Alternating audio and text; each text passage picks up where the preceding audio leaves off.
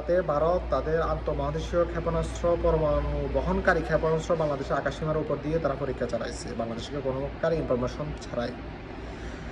৭১-এর চেতনা, ৭২-এর সংবিধান আর স্বজন হারানো বেদনা রাডারগুলো দিয়ে এইটা শনাক্ত করতে প্রায় ৩ ঘন্টা সময় লাগছে।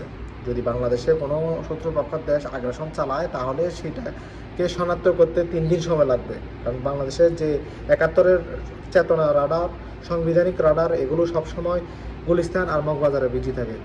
তাদের কাজ হচ্ছে রাস্তার টান দিয়ে হকার বসানো, চাঁদা কালেকশন করা, এই যে বক্করচক্কর করা, বিভিন্ন অপকর্মের সাথে জড়িত থাকা। বাস কীভাবে দেশের মানুষকে সুরক্ষা করতে হবে, কীভাবে ডিফেন্স সিস্টেম শক্ত করতে হবে, কিভাবে নিজেদের ভিত্তি স্থাপন করতে হবে, এগুলো নিয়ে কোনো সরকার এগুলো নিয়ে চিন্তা করে না। সবাই নিজেদের পকেট ভরা নিয়ে চিন্তা করে। তারা তাদের পকেট ভরা শেষ হলে দেশে একটা গুতাগুতি লাগা দিয়ে তারা দেশ ছেড়ে ভাগবো।